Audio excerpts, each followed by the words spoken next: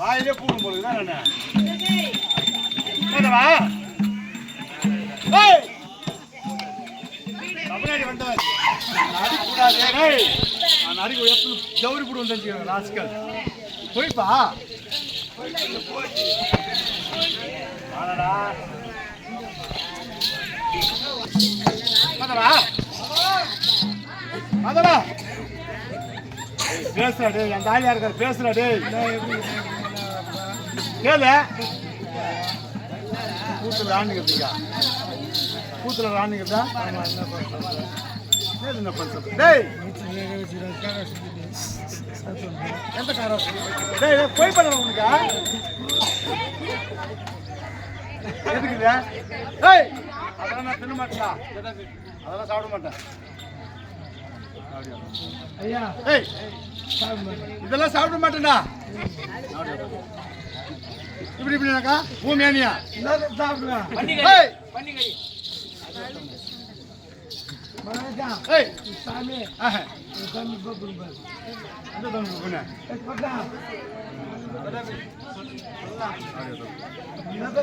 எதையும் சாப்பிட மாட்டேன் எனக்கு பிடித்தது சுண்டல் தான் அதிகமாக பிடிக்கும் யார சாப்பிட்டதா யார் சாப்பிட்டதா கவிச்சு நீச்சு என்பதே ஆகாது நானா சாப்பிட்டேன் நானா சாப்பிட்டேன்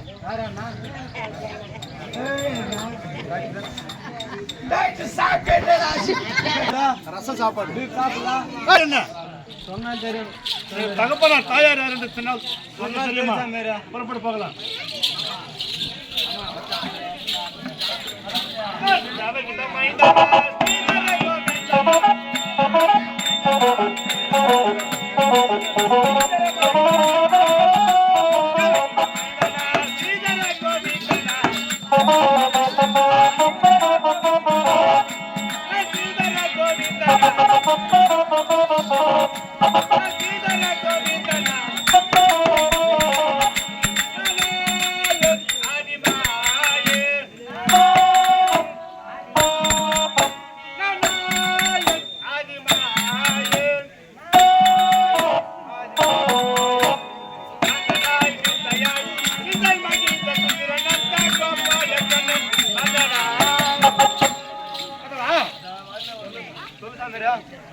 தேவகி அம்மையாருக்கும் வசுதேவருக்கும் 8வது மகனாக கட்டாயமாக நான் பிறந்திருக்கின்றேன். எப்படி தெரியுமா? என் தந்தையாரோ வசுதேவர், என் தாயாரோ தேவகி அம்மையார். எப்படி என்று சொன்னால், ஒரு நாள் தினத்திலே என் தாய்மாமன் கம்சனாகப்பட்டவன் அவருடைய தங்கைக்கு தேவகி திருமணம் செய்து வைத்து அமோக சந்தோஷம் கொண்டார். அமோக சந்தோஷம் கொண்டார். இருந்தாலும் என்னோட தாய்க்கு நான் மட்டும் பிறக்கவில்லை.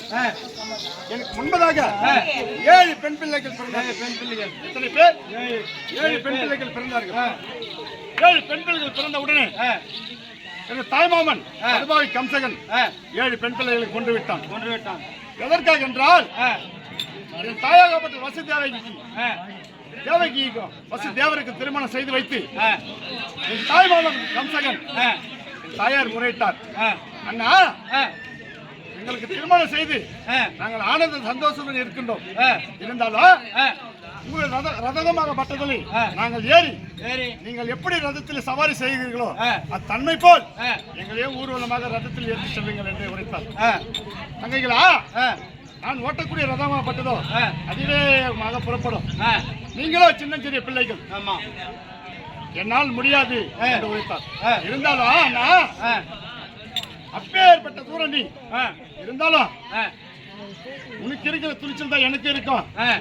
அப்படி நான் பார்த்துக் கொள்கிறேன், நீங்கள் ரதத்தை பூட்டுங்கள் என்று உரைத்தார். என் தாயின் சம்பந்தப்படி என் தாயார் சந்தோஷமாக இருக்க வேண்டும் என்று சொல்லி என் தாய்மாமன் ரதத்தை பூட்டி சென்று என் தந்தை வசுதேவரையும் தேவகி அம்மையாரையும் ஏற்றி ரதத்தில் செல்லக்கூடிய நேரத்திலே என் தாய்மாமன் ஓட்டக்கூடிய ரதமாகப்பட்டது கட கட கடகடன்னு ஓடக்கூடிய தருணத்திலே பூமி பாரம் தாங்க முடியாமல் பூமாதேவி உரைத்தாள். அதே கம்சகா, நீ ஓட்டக்கூடிய ரதமாகப்பட்டதோ அதிவேகமாக புறப்படுகிறது. செல்லக்கூடிய தருணத்திலே இந்த பூமி ஆளக்கூடிய பூமாதேவி என்னாலேயே தாங்க முடியவில்லையே, இந்த பாமர மக்கள் எப்படி தாங்கிக் கொள்வார்கள்? ஆகையால் இன்று இடுகிறேன் உனக்கு சாபம். உன் தங்கையின் வயிற்றில் பிறக்கக்கூடிய 8வது பிள்ளையால் கட்டாயமாக உனக்கு மரணம் நிச்சயம் என்று சொல்லிவிட்டு ஆகாயவனை மறைந்துவிட்டான். அன்று நாள் முதல் இன்று நாள் வரை வைத்தான் மனதில் வஞ்சகத்தை என் தாய்மாமன். ஒரு குழந்தை பிறந்தால் என்ன, எத்தனை குழந்தை பிறந்தால் என்ன, 8வது குழந்தையால் நம்மளுக்கு மரணம் நிச்சயம் என்று பயந்து கொண்டு எனக்கு முன்பதாக பிறந்த 7 பெண் பிள்ளைகள் அண்ணன் வாழைக்கு இதாக்கி விட்டான். 8வது மகனாக கட்டாயமாக நான் பிறக்கக்கூடிய தருணத்திலே இதற்கு முன்பதாக 7 பெண் பிள்ளைகள் பிறந்தவுடன் அவன் கட்டி வைத்த ஆராய்ச்சி மணி அடித்தது. சோழ கைதியை கூவியது. 1000 தாதிமார்கள் ஓடி சென்று கம்சனிடம் முறையிட்டார்கள். மன்னா, உன் தங்கைக்கு பெண் பிள்ளைகள் பிறந்திருக்கிறார்கள் சொல்லி அவர்கள் ஒவ்வொரு குழந்தைக்கும் ஒவ்வொரு வார்த்தையாக பாவாத்தை ஆடியதால் 7 பெண் பிள்ளைகளும் அடித்தான். 8வது பிறந்த உடனே ஆராய்ச்சி மணி அடிக்கவில்லை, கோவர கைதியும் போகவில்லை. 1000 தாதிமார்கள் மெய் மறந்து சிறைச்சாலையிலே நின்று கொண்டிருந்தார்கள். எப்படி என்று சொன்னால், நான் பிறந்த தருணத்திலே என் தாயாரும் என் தந்தை வசுதேவரும் ஓ என்று 5 புலம்பிக் கொண்டிருந்தார்கள். அப்பொழுது அம்மா, அப்பா, நீங்கள் எதற்காக அழுது கொண்டீர்கள் உரைத்த பிறகு என்ன இது விந்தையில விந்தையாக இருக்கின்றது? எப்படி விந்தையில விந்தையாக இருக்கின்றது? பிறந்த குழந்தை ஒரு நாழிகை கூட ஆகவில்லை, பிறந்த உதிரமும் காயவில்லை, பிறந்த குழந்தை வாவிட்டு அழைக்கின்றது அப்படி என்று உரித்து பார்த்தார்கள். அப்போ இது உரைத்தேன், நீங்கள் எதற்காக அழைத்து கொண்டிருக்கிறீர்கள் அப்படி என்று உரைத்தபடி அதுக்கு தந்தையார் ரசதேவரும் தாயார் தேவகாமியார் உரைத்தார்கள். செல்லப்பிள்ளை